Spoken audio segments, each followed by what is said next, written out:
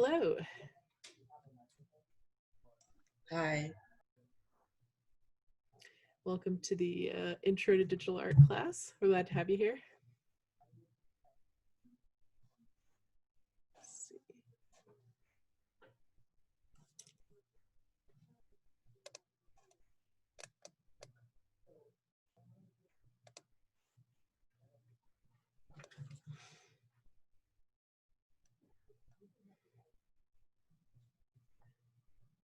All right, so we'll probably wait a few minutes to get started, see who else comes in, and then yeah, we'll get started here in a bit.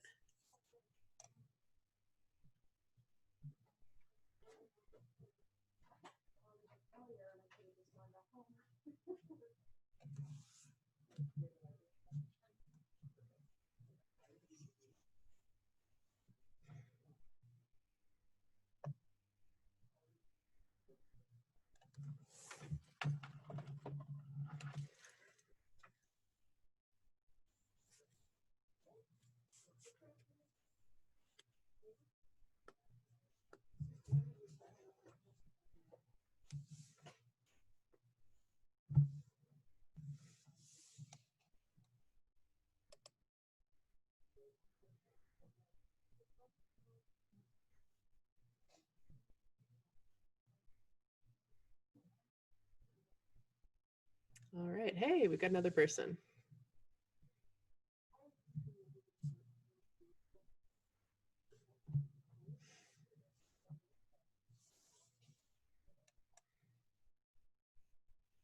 Hi.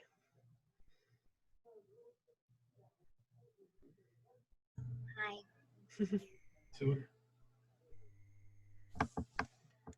¿Quieres que me quede o te dejo?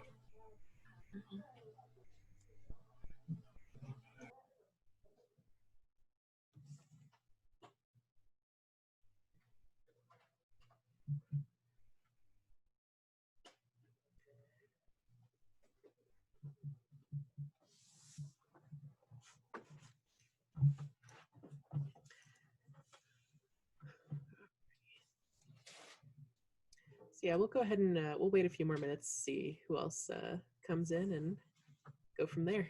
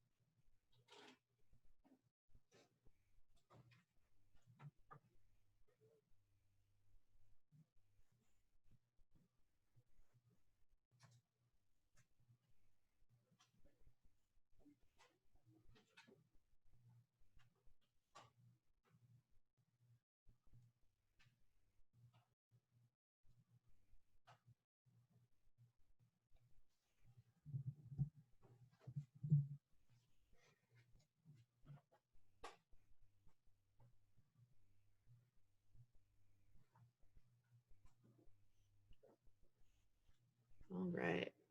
Hey, Lisa. Got another person there.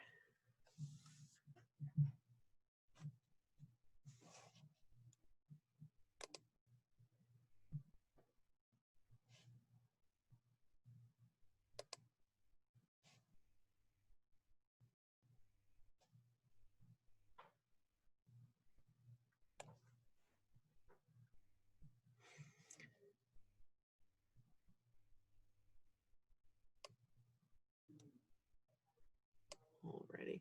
I'll go ahead and introduce myself, and we'll have other people introduce themselves as they come in.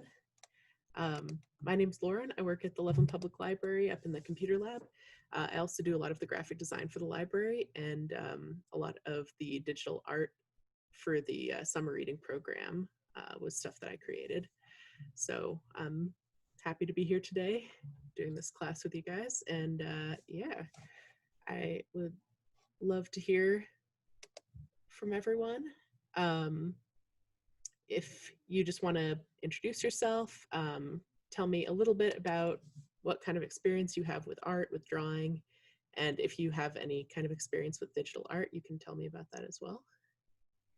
So let's see. And if anyone does not feel like talking out loud, that's totally okay too. But let's see. Karthik, do you want to go first? Okay, yeah, I'm Karthik Subramanian. I'm going to 8th grade this fall. I have some experience with art. Okay. Awesome. Carlos, do you want to go next? My name is Nana. I'm using my dad's computer. That's okay. I do art. I've done a few different art camps, but I'm not that familiar with the digital art. Okay, very cool. All right. Shelly, do you want to go next? Sure. Is this for kids? Because I'm not really a kid. No, it's okay. But it's for anyone who wants to take it. Oh, okay. So I am trying to self-publish, and I want to design my own book covers.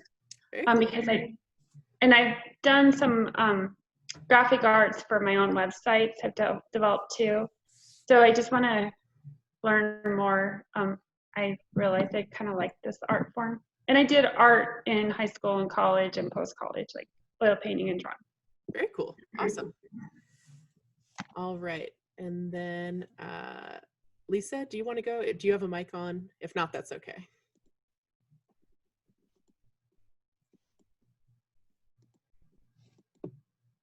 And you can also feel free to introduce yourself in the chat if you're not comfortable talking. Oh, you're in the library? Okay, awesome. I'm in the library too, but I'm still using my mic.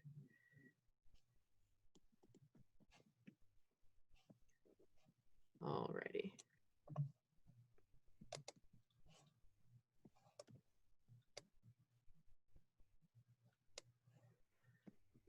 Okie doke. Well, it's a few minutes past 2, so I guess we can go ahead and get started, and then if other people come in, that's fine, and if not, we'll just go ahead.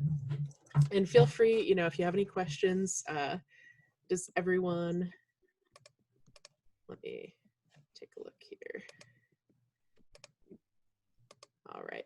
So yeah, if you have any questions, feel free to speak up or to type something in the chat. I'll try to keep an eye on it while I'm sharing my screen and everything, but we'll just go ahead and get going here. So this class is mostly going to be about digital art as the tools that we're using, less about like how to draw. So I'm glad to hear that you guys have some experience with art, because I'm definitely not an art teacher, but we'll go ahead and talk about sort of some of the stuff that you need to get started with creating digital art. So looks like all of you guys have some kind of computer or device that's letting you connect to Zoom. So that is pretty much all you need to start creating digital art. You need some kind of device and you need an art program. There are a lot of different art programs to choose from. We'll talk about some of the different choices, but pretty much any device you can think of has some kind of art program that you can use. There's like Procreate for iPads, there's a Sketchbook Pro for phones, all kinds of stuff. Today, I'm mostly going to be showing you programs that are on the computer, but there are hundreds of those out there. So I'll point out a few that you can use, but we'll be focusing on one in particular, which I'll introduce you to in just a minute. You also might want a drawing tablet. I don't know if any of you guys have one of these.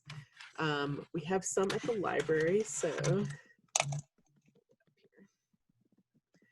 it might look like this. It might be a little bit bigger, gray or black. Basically, it's a little pad that usually comes with a pen here, if I can get the pen out.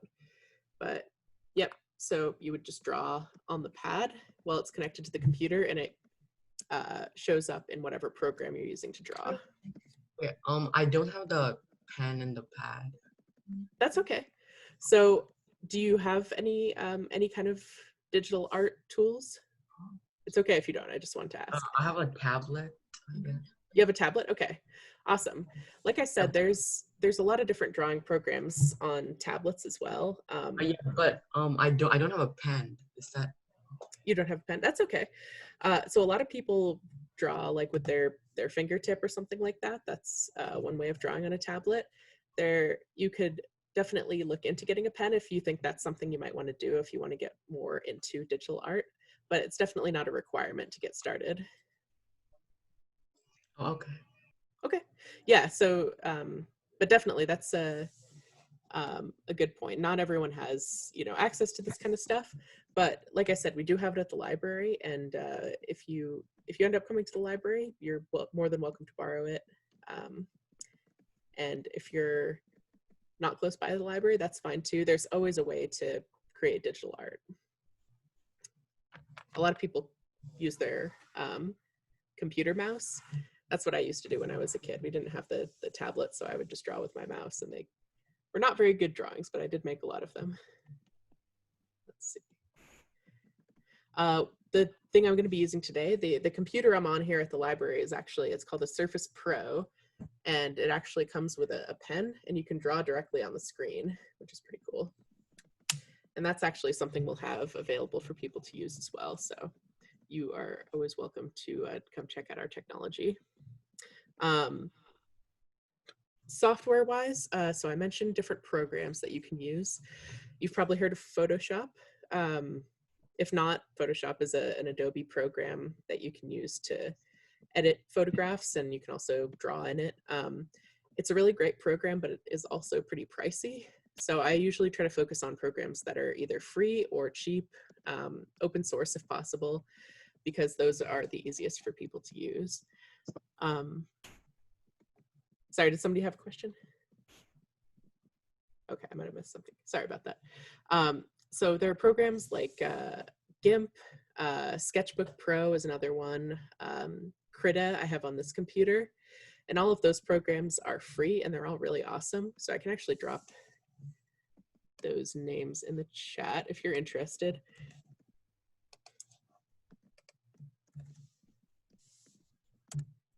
And these are all programs that you can download for free and install on your computer. Sketchbook Pro, I think, also has a version that you can use on a tablet or on a phone. So that might be a good one to look into if you have a mobile device that you want to draw on. The other sort of type of program that you can use is the type that we're mostly going to be using today. And those are browser-based programs. So you just need an internet connection for those, and you can use them pretty much on any device that has an internet connection. There's programs like Sketchpad, Sumo Paint. I'll show you those real quick. Let me go ahead and share my screen here.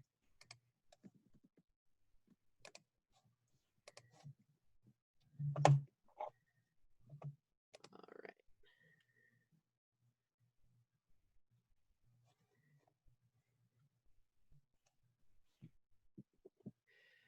So this is Sketchpad.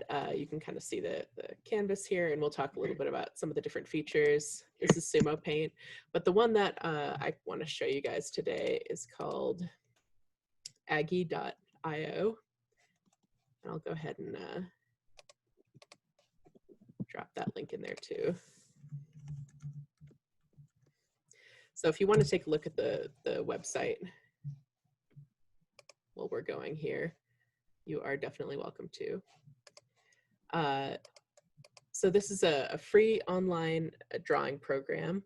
It's very easy to use, and it has a lot of tools. I tried out a bunch of different browser-based programs, and this just ended up being the one that I liked the most. But a lot of drawing programs have very similar features, which we'll talk about. So no matter what program you're using, hopefully this class will have some useful tips that you can end up making use of, no matter what program you're creating art in. Yeah, does anyone have any questions before we kind of move on? All right, awesome. So I'm gonna go ahead and just start drawing here. Or actually, we'll go back for a second just so I can show you something. So when you're first creating a new drawing here, and you click on the arrow, it'll give you a few options for what kind of drawing to make. And all of these options are referring to the canvas. So I don't know how familiar you are with digital terms, but canvas is pretty much exactly what it sounds like. It's the canvas. It's the space upon which you're going to make your drawing. So it's exactly like a canvas would be in real life. So you can kind of see here that there are all these different numbers. These are just referring to sizes. So 1920 by 1080, that's kind of a typical size for like a computer screen. So it's just referring to how many pixels are in the image. So you can choose different sizes here.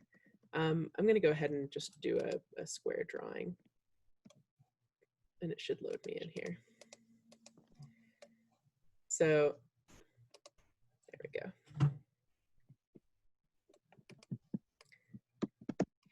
So the canvas is just this whole area here. Usually it's on a background of a different color, just so it's a little bit easier to see what's going on. But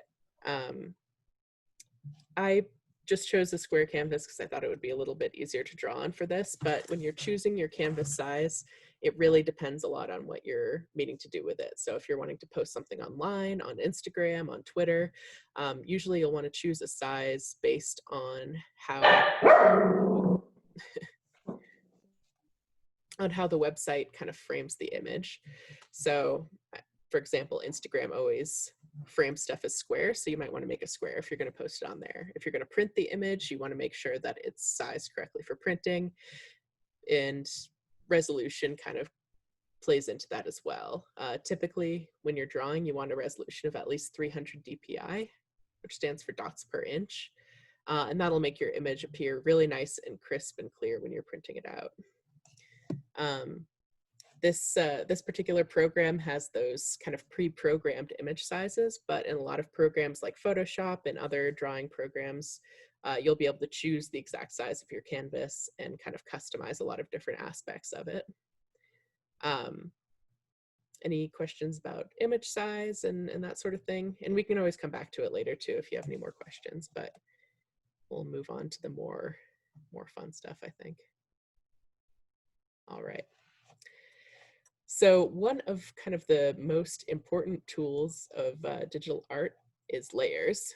And hopefully you can see I'm moving my mouse around in circles over it. But in the lower right-hand corner of the screen, you can see the layer panel. And basically, so I don't know if any of you guys have used layers in the past, but layers are kind of it's almost like drawing on a clear piece of paper, each layer. So you can use it to draw without disturbing the original image. So for example, if we draw a circle here, and then I put a new layer up, and I want to, I don't know, I want to give this circle some hair or something. Let's say I mess it up. Well, thankfully I was drawing that on another layer. So instead of having to delete the whole thing and start over, I can just delete the one layer and it goes back to the way it was before. So you can also use this for coloring, which I think is really awesome. You can use it to like create your awesome you know, lines and then color behind them so that you're not messing up the lines every time you have to erase a color. It's just a really useful feature of digital art that that doesn't work the same way with traditional art. So we'll talk a little bit more about layers later as well, but on a simple level, they're just a really useful feature to have. What else have we got? Oh, brushes, awesome. Okay, so I'm gonna stop sharing for a second. One of the other major features of digital art is brushes, and you might have actually heard people talk about that before. If you've ever watched digital artists or listened to anyone talk about it, you might hear people ask, oh, you know, what brushes do you use? What did you use for this drawing? What brush is that? And it's kind of a contentious topic with artists because some artists have kind of swear by their brushes, some artists don't really use different brushes all that much. So let's kind of go into that Aggie.io doesn't have a ton of brushes available, so I'm going to actually open Krita, which is one of those free programs I mentioned, and I'll show you kind of what I mean by brushes.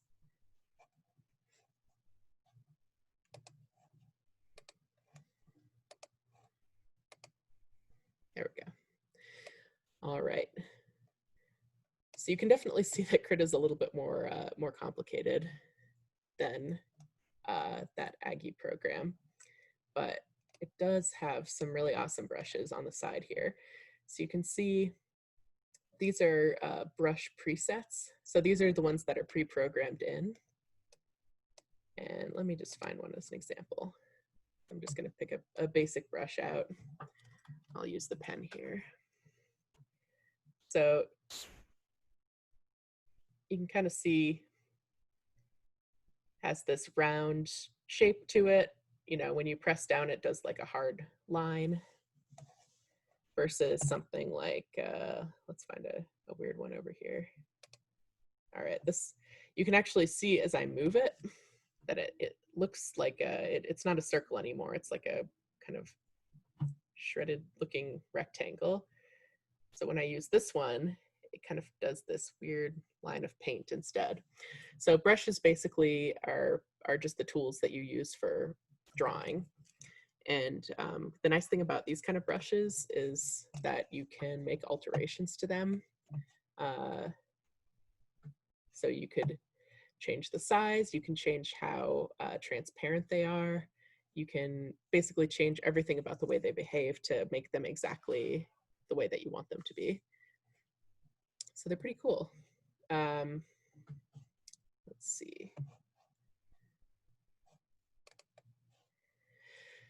Brushes are really awesome to play around with. You can do a ton of different work with them, but I think most professional artists tend to use fairly simple brushes and then, just do a lot of their work with the stuff like the hard round brush that I used at first there, unless they're going for a particular style. But there are a lot of cool ones out there. I have a brush at home that makes, that does like tree leaves, and that makes it a lot easier to draw like forests and stuff like that if you're wanting to get a quick scene done instead of having to go through each and draw each individual leaf. So there are a ton of free brushes available online for most programs. I know Krita and Photoshop and Clip Studio all have their own brushes. So you can easily find some if you want to kind of explore and mess around with them. Let's see. So let's go back to our other program here. And we'll just go over some of the different tools that we have available.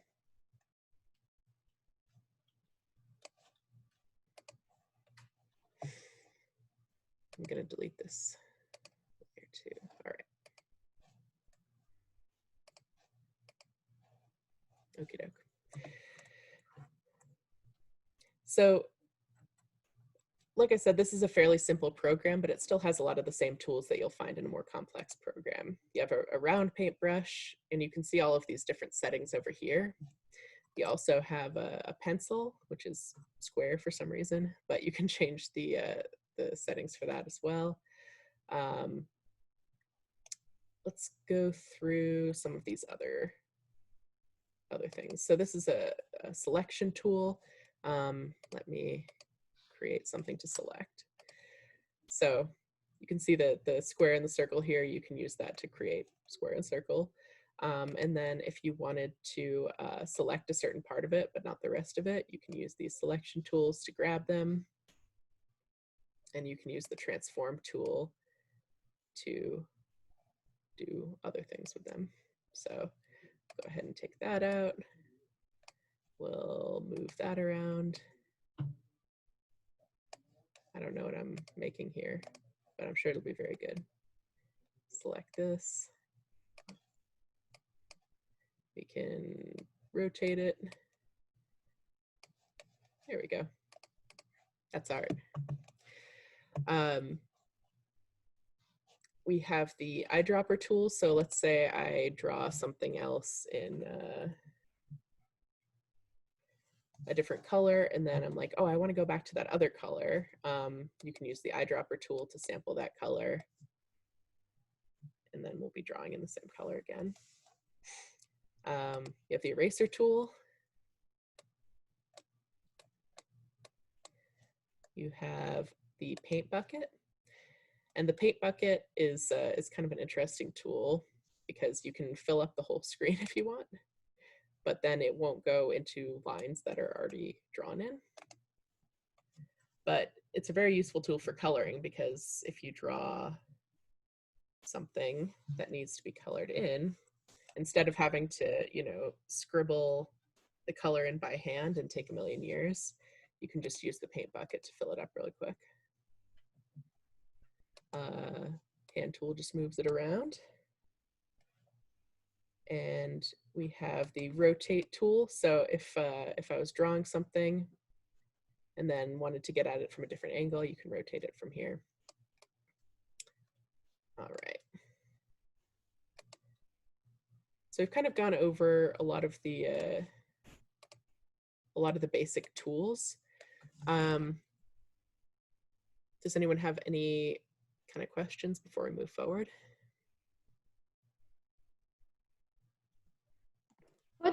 What's the eyedropper tool again? I didn't understand that one. No, yeah, no worries. So the eyedropper tool basically lets you pick out a color from your drawing. So instead of having to try and match the color by eye, like you can, you know, hang on, I need to get the brush.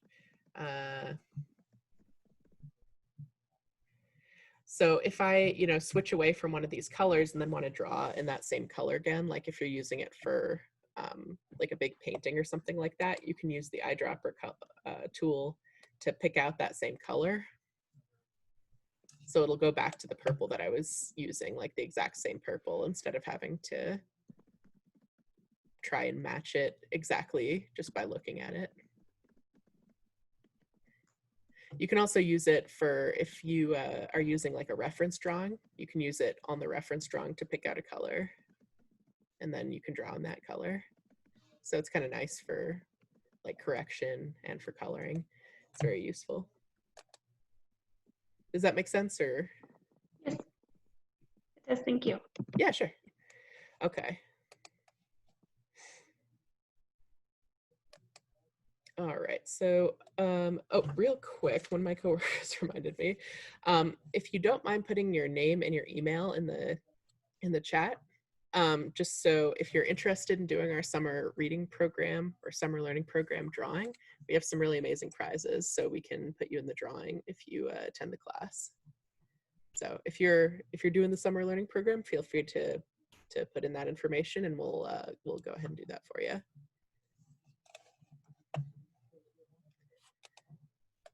Alrighty.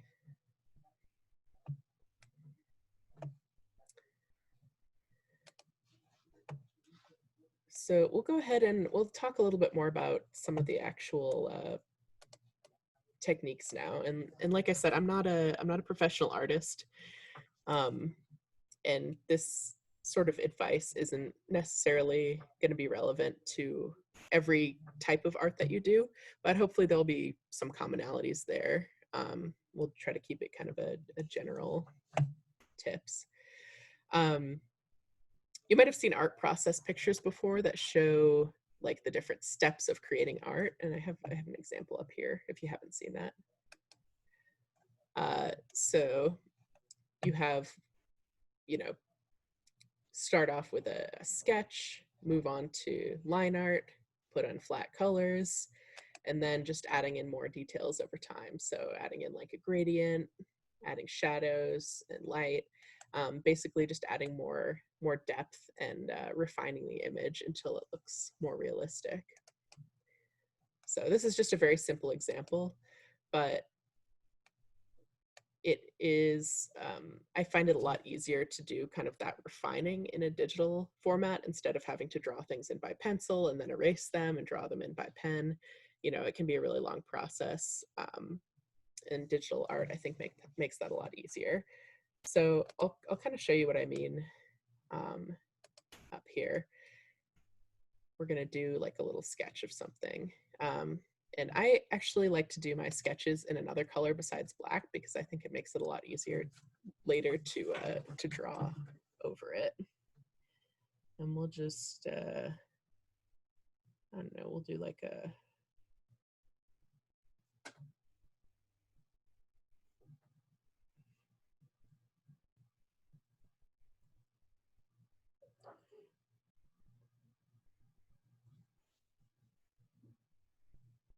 just do a little pig.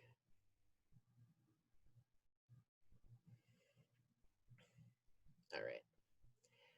So I'm actually going to leave it as that so I can show you kind of how I refine things over time. So we have our very basic outline here.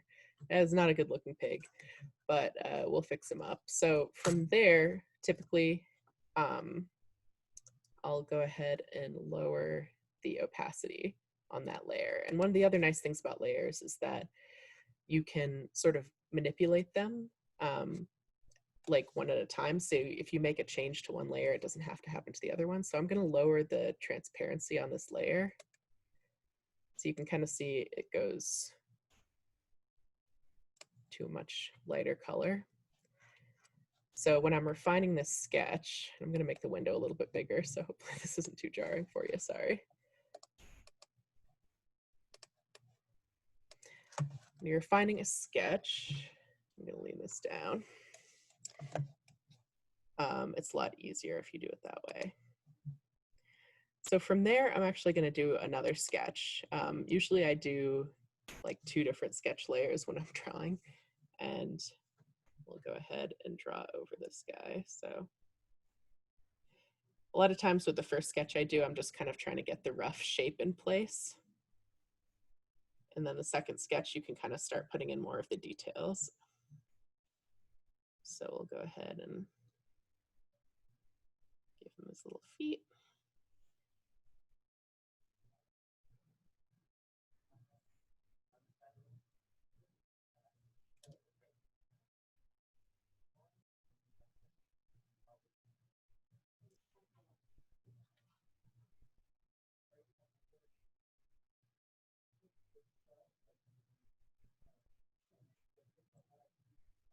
All right, tail.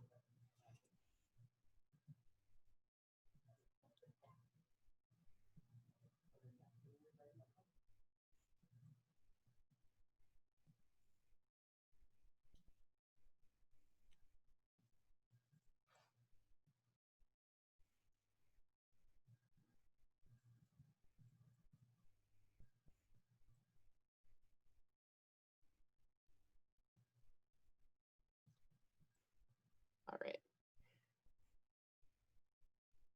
I'm not sure if that's actually what pigs look like.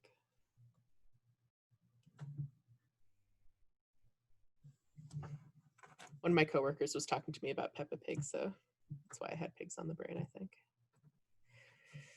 So we have another layer on top of that now. This is our like sort of secondary layer. And now, since we're done with this first layer, we can just hide that completely. And a lot of times when you're doing kind of your final line art here, like to lower that again, and then we'll go into black to do the final line art. So, you know, I don't want to make you guys like sit through too much. Is there anything in particular you want to see done? Are you know, wanting to learn more about like coloring, shading, lighting? Is there like particular features of digital art that you're hoping to learn about?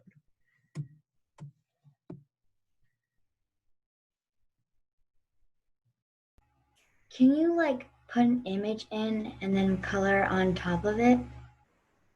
Yeah, totally. What kind of image were you thinking? Like one just off of Google or something? Yeah, sure. So like almost like a coloring book or something like that? Mm-hmm. Yeah, Awesome. and then like color on it digitally. Yeah, totally. Let me stop screen sharing for a second. I'll find one real quick.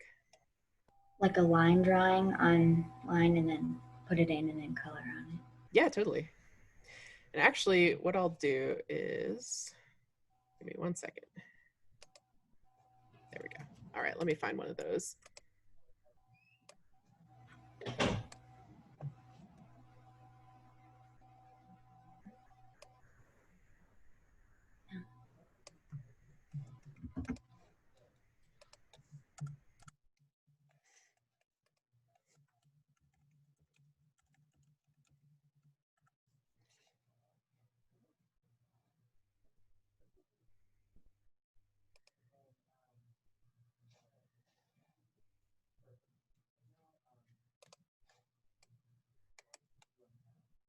All right, here's a good one.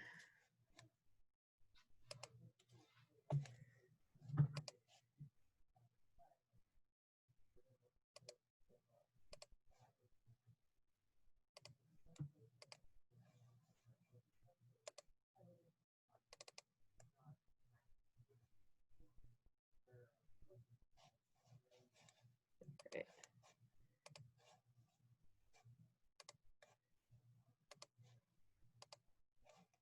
There we go. All right, so here we have our line art. And we'll go ahead and add another layer here and color on top of it. So one of the problems you can run into with something like this is that it has the white background behind it. So it might look a little, let me think, what's the best way to deal with this?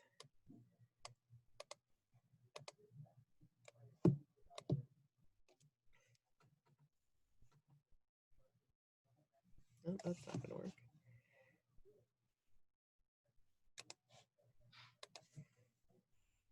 There we go. Okay. So what I did there, I wanted to make sure it worked before I told you to do it.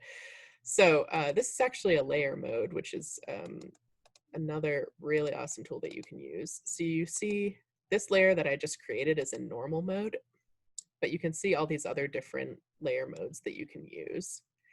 So what I did was I turned this line art layer and changed it to multiply.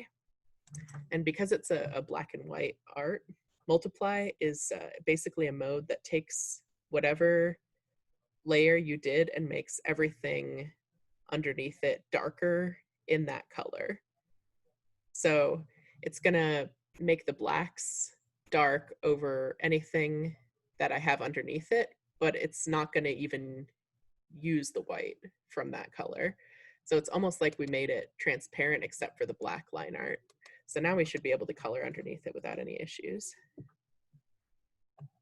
So I'm just gonna, one of the great things about this program, this Aggie.io, is that you can invite other people to draw with you. So let me go ahead and do that. If it'll let me.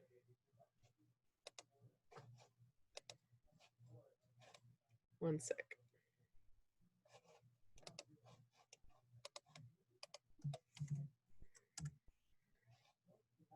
All right. So if you guys want to join me and help me color this, you're welcome to.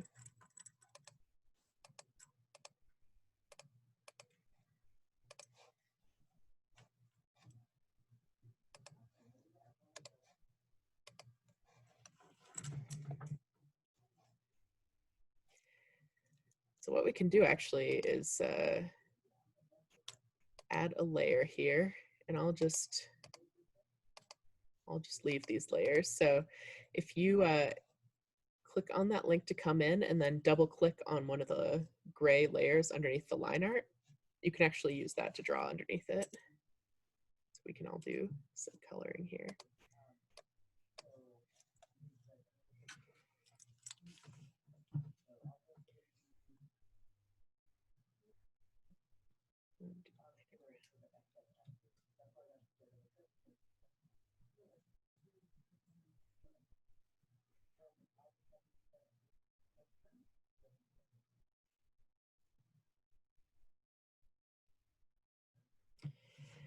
And I used the multiply, like I said, but there's tons of other modes that you can use. There's like lighten, which kind of does the opposite of multiply.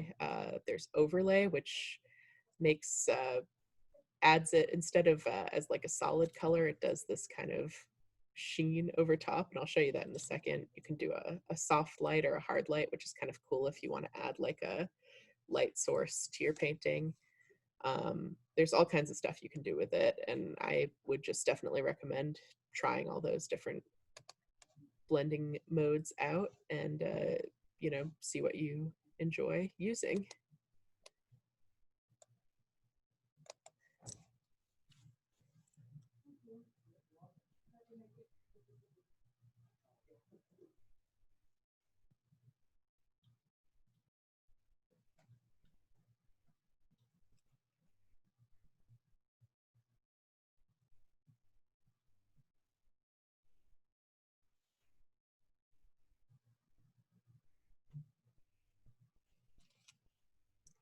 So maybe I will add a light source to this.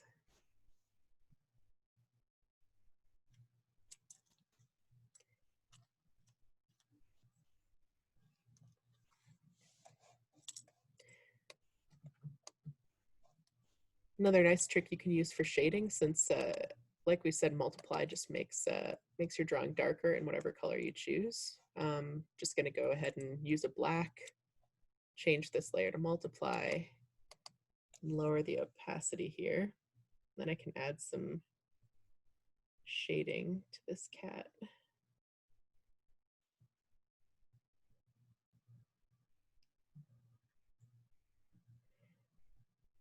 I can clean that up in a minute, but add a little bit of depth to it.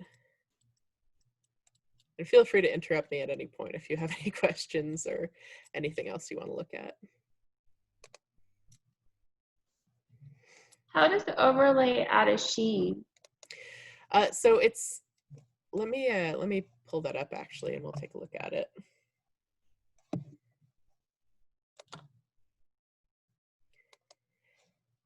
I use it sometimes for different lighting effects. You can see it affects these colors differently. I just wasn't sure quite what to call it. So it still is showing that yellow color, but it's not just turning. Like if we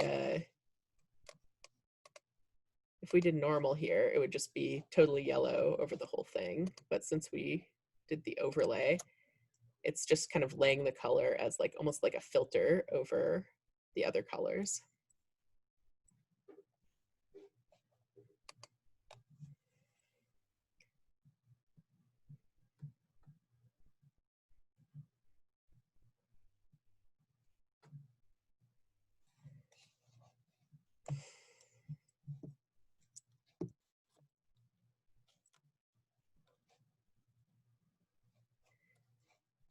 Let's see, what else can we do?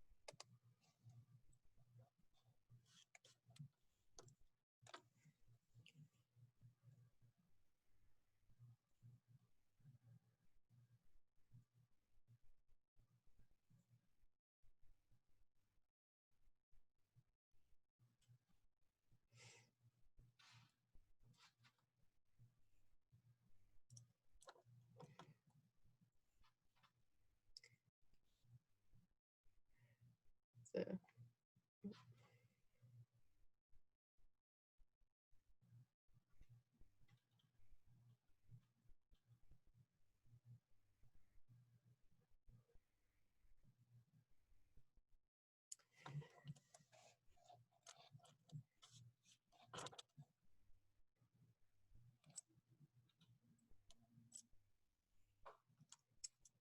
I'm I'm trying to think if there's any other cool features we can talk about.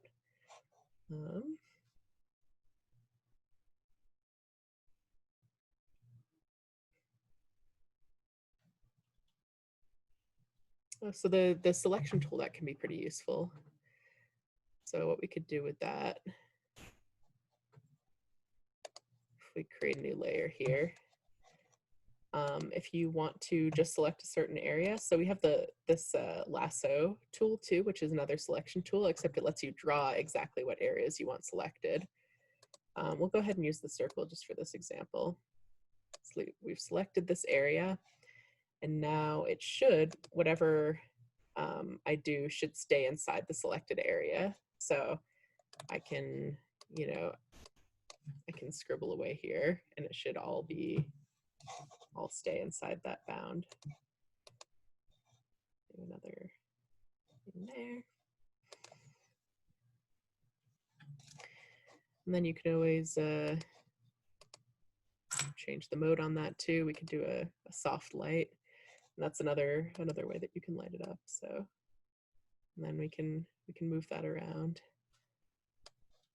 Kind of cool.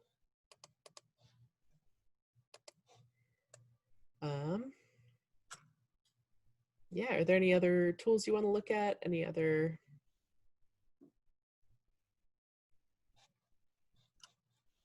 we can do?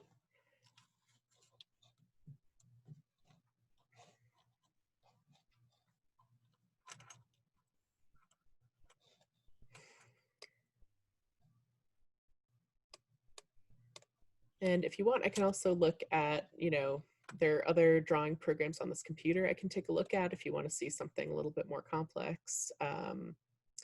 If you would rather keep going with this and find another image to work on, we can do that. Yeah, any thoughts?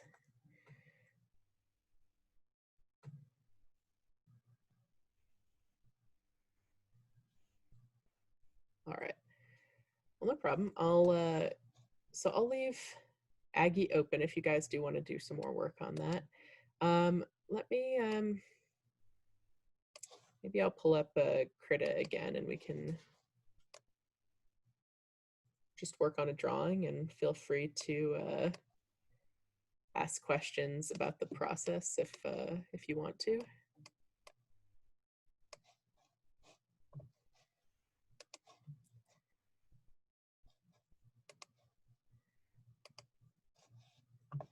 All right.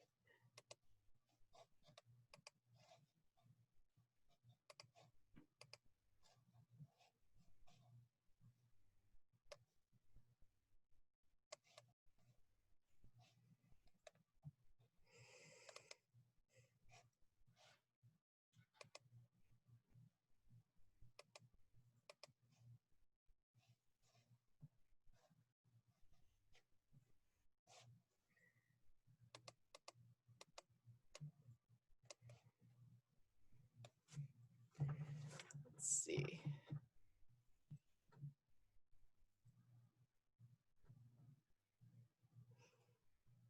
I always like drawing dragons. I did a bunch of dragons for the summer reading program, so I'll go ahead and do that.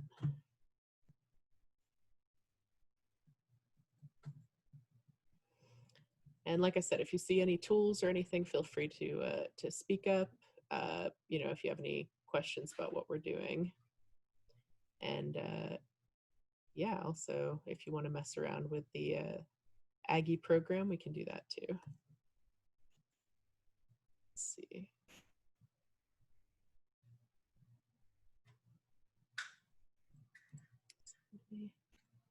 Uh-oh.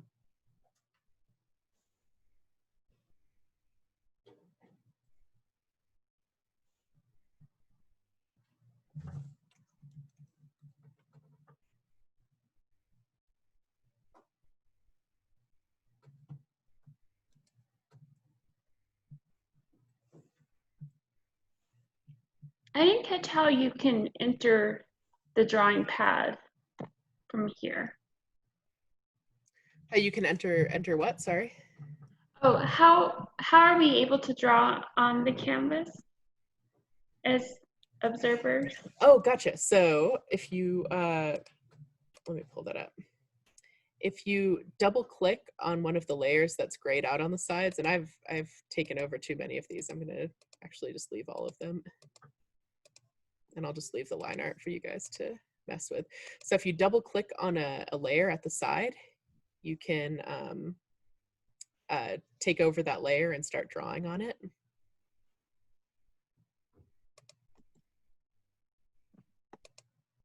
So let me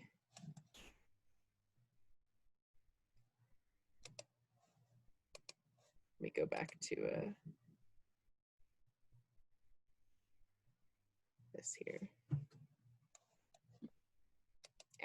Okay, we'll screen share this again. There we go. Okay, so if you find the layer that you want to edit and then just double click, it should let you take over that layer. And then you can always leave if you don't want to use that layer anymore. You can also add a new layer with this button over here. It just looks like a little piece of paper with the corner turned down. And then that'll let you add another layer that you can then draw on.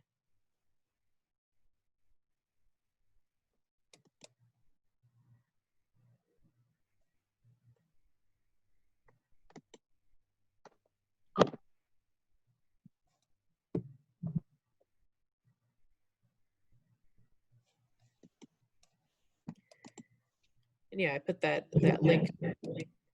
Oh, sorry, go ahead. Did somebody say something? No, okay. That might have just been an echo. No worries. So I did put the link in the chat if you guys want to join in that drawing, or you can create your own drawing and just make whatever you'd like. And I know another thing we mentioned was that we can do a free 11 by 17 poster print. If you guys create a drawing either during this class or using some of the skills that you learned in this class, you can feel free to send that drawing to us and we'll print it out for you for free. So if you want to create your own poster, we can definitely do that for you.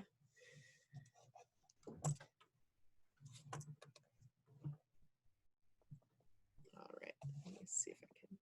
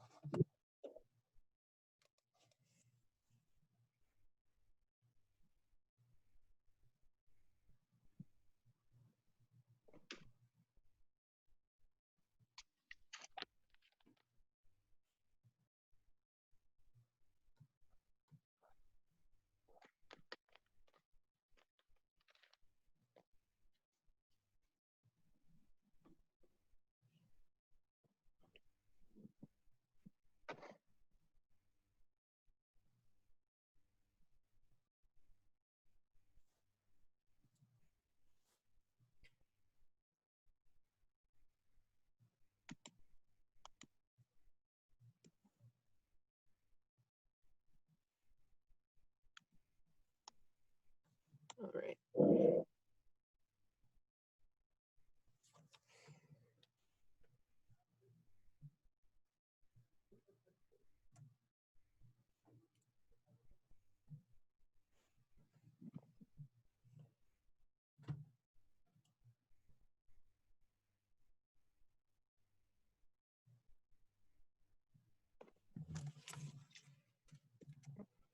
I'll lean this down again, sorry.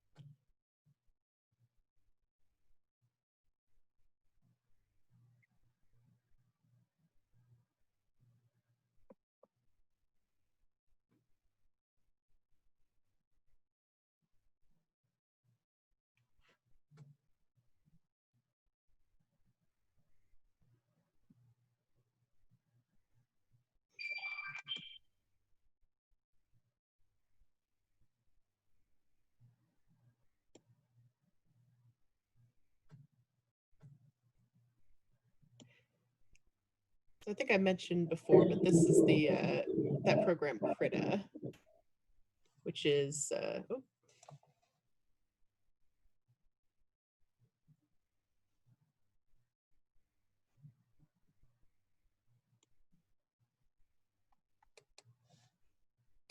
hang on. All right. Yeah, so Krita is a free drawing program. It's specifically you know, kind of centered around like creative drawing rather than graphic design. But one of the other programs I mentioned, GIMP, is really great for graphic design. So if that's something you're wanting to do for your website, like you mentioned, Shelly, you know, that's a really great choice of program. It's, I would say, on par with Photoshop in terms of its capabilities, though it's not the most user-friendly thing in the world. But there are a ton of awesome guides out there for learning how to use it. And, you know, there's always other programs you can try as well. Sketchbook Pro was the first program I used to start creating digital art. And that one's very nice and intuitive. But there's a ton of other ones out there.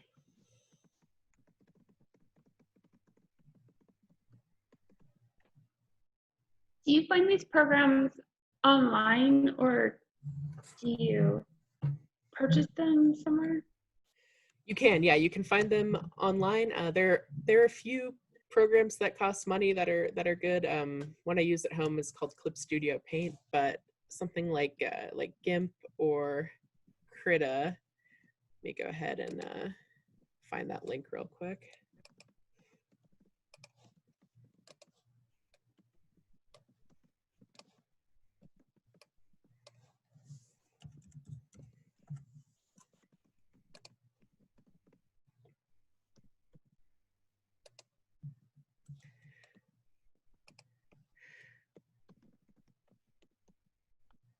Oh, Lisa. Okay, awesome. Lisa asked a question. So when you were drawing, you were switching from paintbrush to eraser. Were you using shortcuts or your mouse to do that? Your pen point did not seem to be moving. One of the advantages of this this particular tool, the Surface Pro, is that the pen it comes with has an automatic shortcut. So when you use it, it has like a eraser at the end. So when you turn it around, it'll automatically shortcut into an eraser as long as you're using a program that allows you to do that. Which is very nice. It's not something that everyone has. If you don't have something like that, another way you can do it is through keyboard shortcuts. Most drawing programs have similar keyboard shortcuts, like I think just hitting E in a lot of programs will switch it to the eraser, and then you can hit P or whatever it is to change it back to the pen. So it's a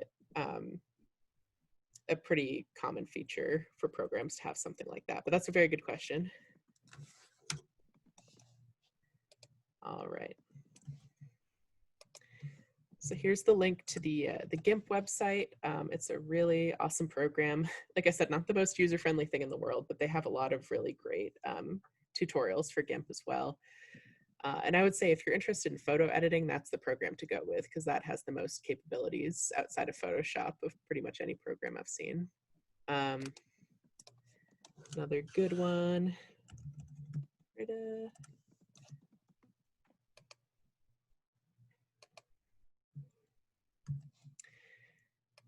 And Krita is specifically for painting.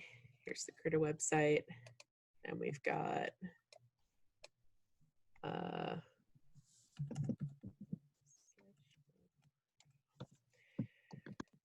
Sketchbook Pro is the only program here that, or the only program I've talked about that isn't open source. And I do prefer open source programs because they tend to be, you know, the people who create them are intending for them to always be free and, you know, accessible for everyone to use. However, Autodesk has this program called Sketchbook. It is, the program itself is free. They also have a lot of programs that you have to pay a lot of money for, but the Sketchbook program is free and it has a lot of great features. It's very intuitive and easy to draw with. So that's a good one to start out with if you're just wanting to kind of feel out digital art and see how you like it. All right. go back into screen sharing.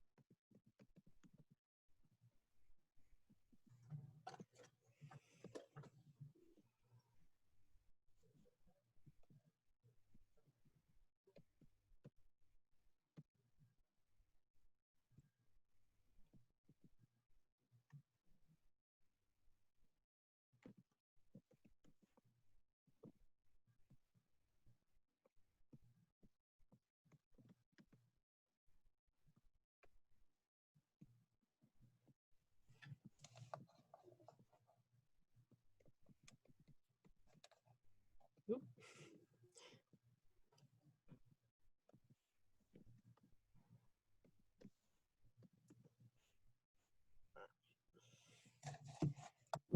Just going to draw a line there so I can color him in more easily.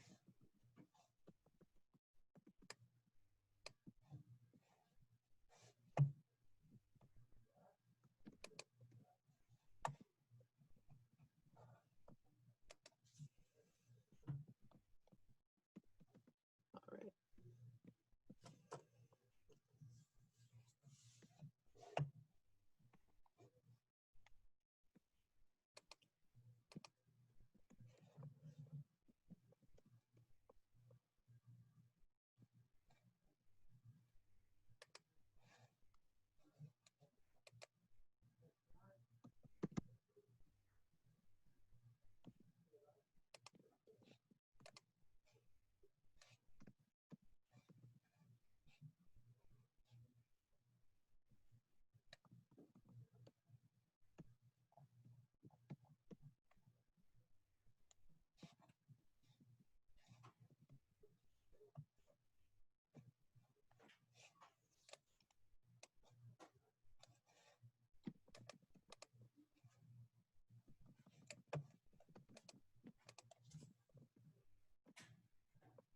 Nope, not that one.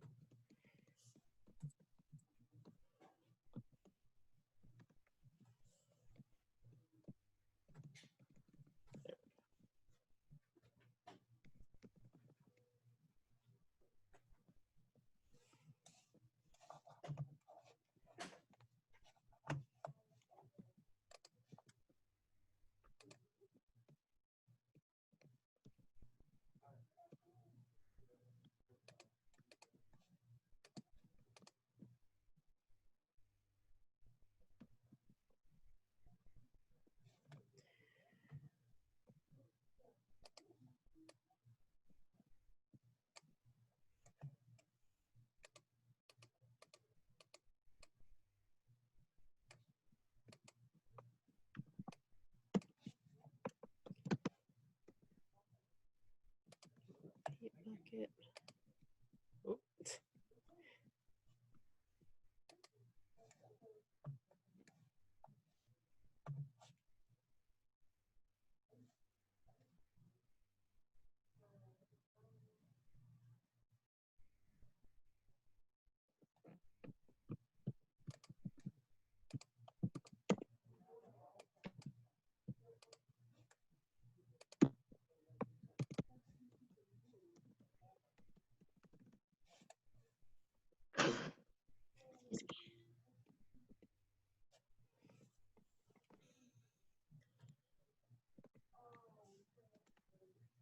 Right.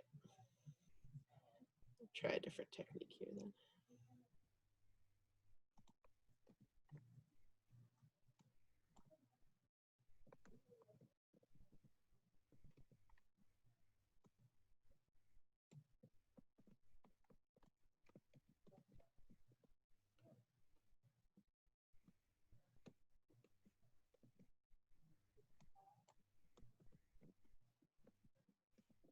So there's not quite as wide a variety of awesome selection tools in this program, though it has some very cool capabilities. But what I'm going to do for coloring is just color in the outline here and then use the fill to fill inside it.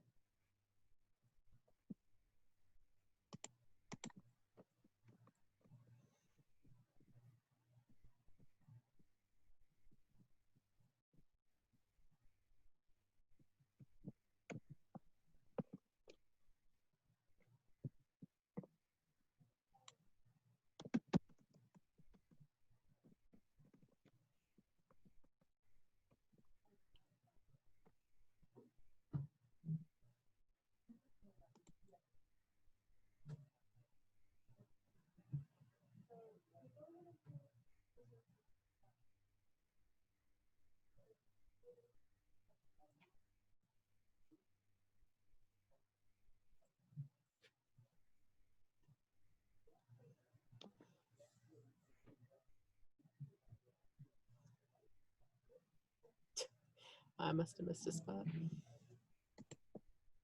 That's okay. We'll figure it out.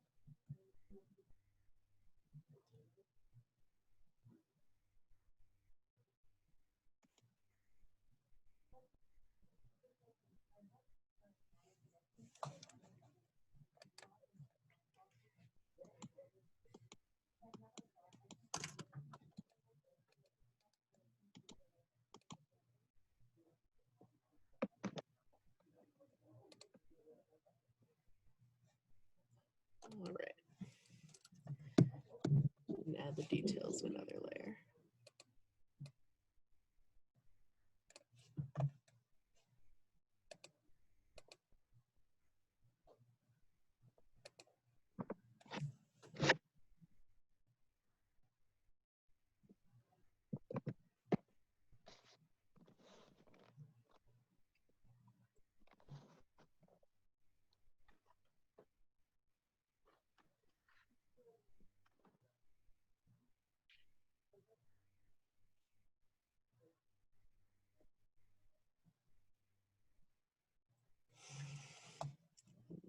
Actually see if this will work.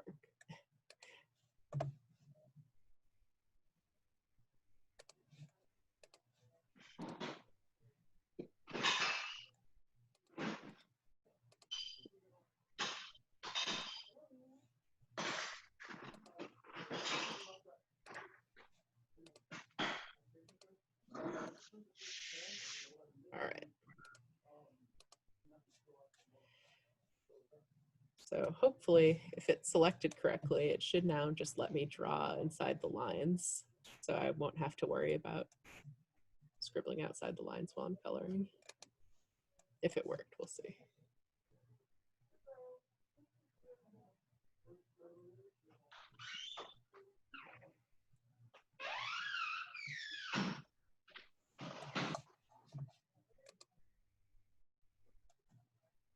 It seems to have worked the opposite way, actually.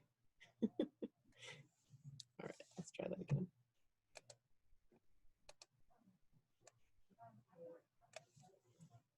There we go. Okay.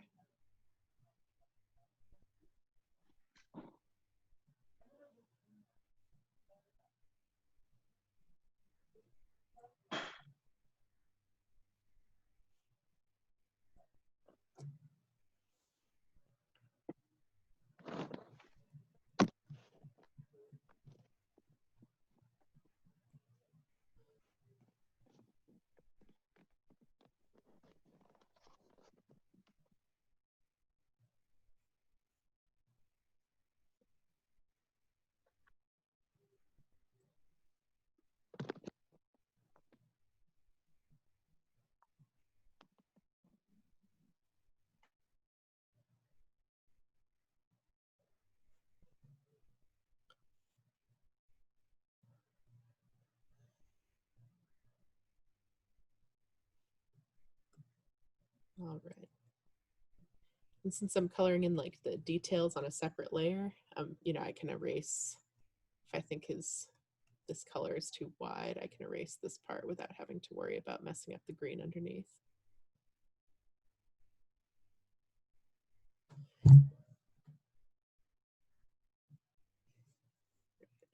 You need some kind of bright color. Like that.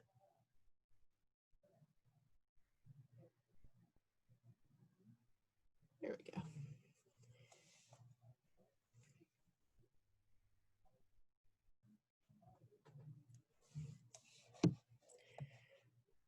Alrighty, so from there, I don't know, let's add some shading. I want to add kind of like a warmer colored shading. So what I'm going to do for that is, like we did before, we'll go ahead and change that to a multiply layer. I'll turn down the opacity a little bit. And then figure out where the light's coming from.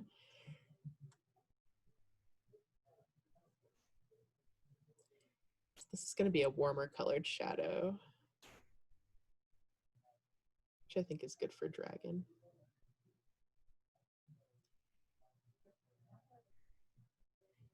I'm not particularly good at shading, but we'll get a basic shading in there.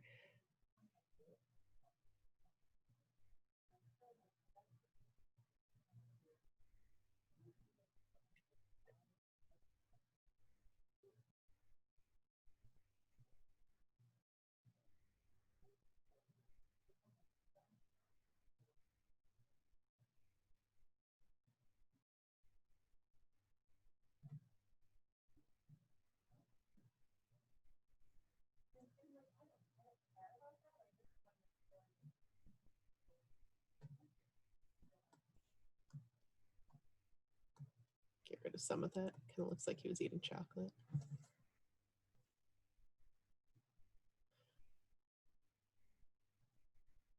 That's one of my favorite things about digital art, is that I make a lot of mistakes. And I like being able to delete them pretty quickly. It makes me feel more comfortable making mistakes when there's always a button I can press to take it back and fix it. And any kind of art is all about making mistakes. How do we share it to you? So you can send it to my email if you want. Let me put that in the chat.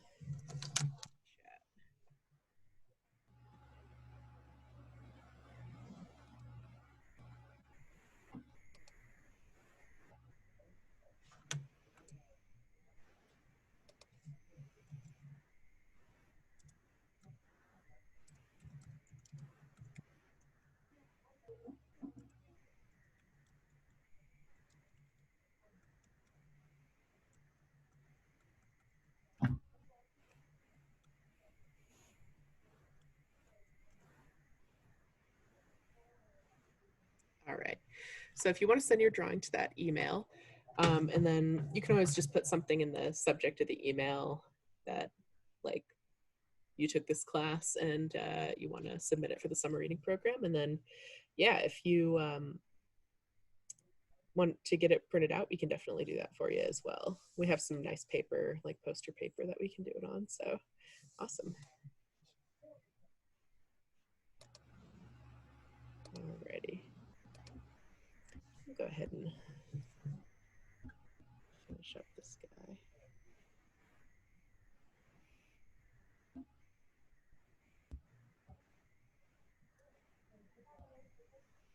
What kind of places do you put this art on, like cards and social media? Yeah, it depends on what you're trying to do with it. Like for the summer reading program, I made, like last year we did the planet program, like the outer space program. So I made a bunch of trading cards that were printed out and given out, like physical copies, but I also made a lot of art that was specifically for the website. So we just made those in whatever size was needed. So some, if your website has like a slider or whatever, you want to make sure that it's in the correct size for that. For social media, we always make specific sizes for each social media, and then, share it depending on who we're trying to get to, because, every social media has kind of a different audience that you're talking to. Like, Nextdoor, you're going to get a lot of people in the community. And then stuff like Twitter or Instagram, that could reach people further away. So yeah, it just depends. You just want to kind of figure out who your audience is, and then kind of share it based on that, I would say.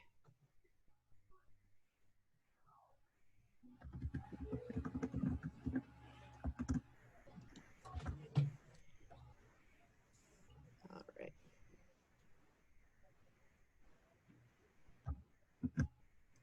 Let's add some light.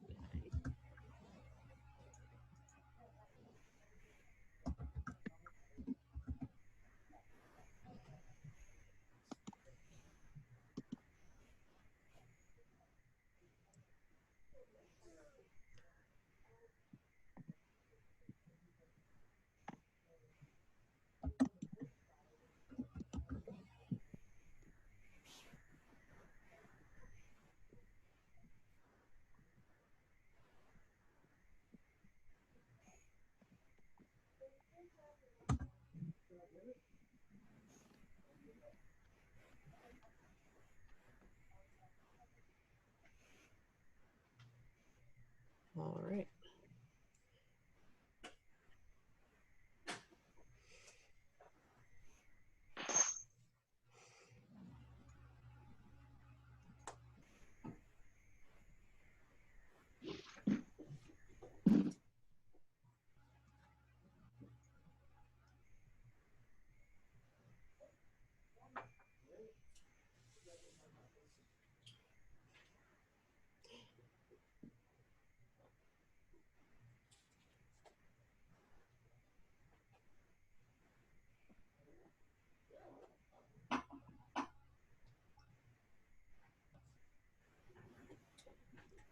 That's a pretty silly drawing, but get the point across.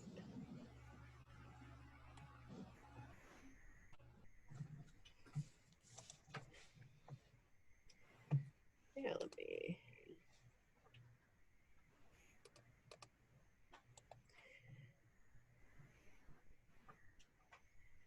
Oh, that's another great question, Lisa. So we selected a canvas size at the beginning. Can we change the size or maybe crop it once we're done before exporting, or do we need to export it and do it afterward? With the Aggie.io, I believe you need to crop it afterward. Let me take a look. Actually, I haven't tried that out yet.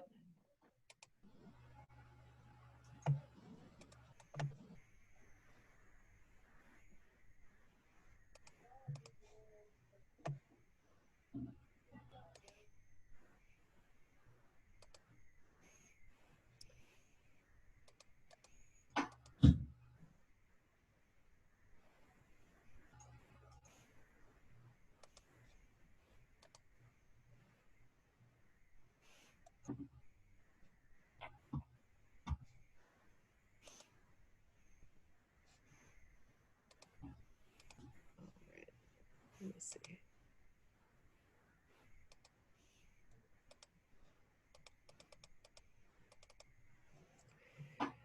So it looks like if you have an account on that Aggie.io, it'll let you change the canvas size. It is free to create an account. I created one the other day. But otherwise, I would say crop it afterwards. If you're using another program, like one of the free programs I mentioned, you should be able to change the canvas size, usually by either going to File or Edit in your program. You can change the canvas to whatever size you want it to be.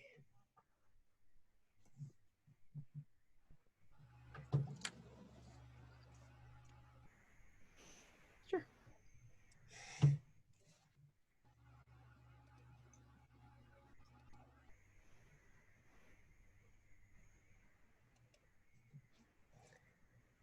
All right.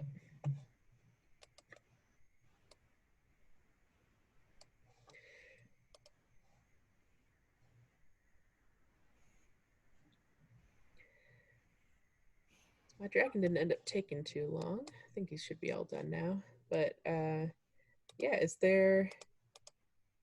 anyone have any other questions before we kind of start wrapping things up? Or anything else you want to go over that I didn't mention?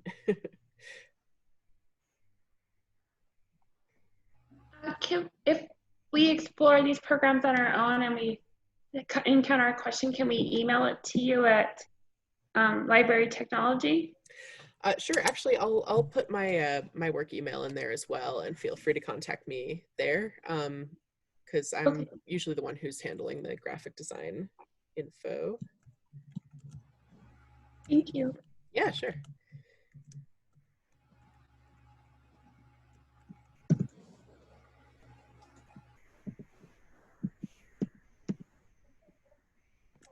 All right.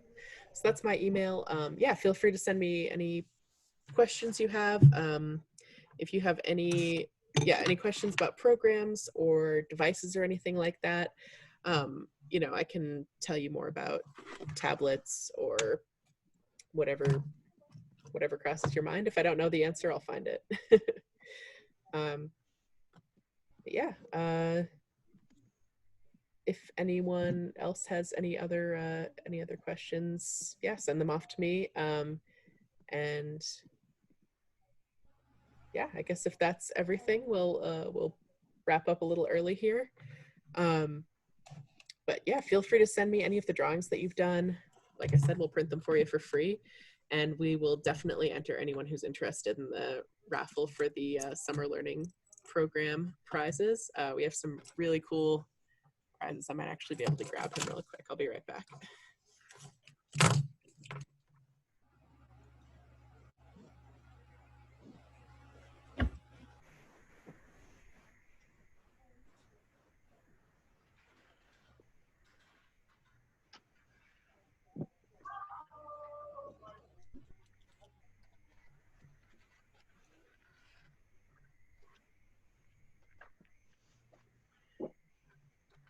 All right, this is one of our prizes this year. It's our awesome 3D printed dragon, Nicey the Kindness Dragon. And he is one of our prizes for the summer reading program this year. We have other prizes as well. There's some other 3D prints. I think there's some different like sort of gift certificate type things and whatnot. But yeah, definitely we would love to see what you guys have created. And yeah, that's about it. Thanks so much for coming to class. And it was awesome to see all of you. And yeah, if you have any further questions, let me know. Thank you. Yeah, Thank you're you. welcome.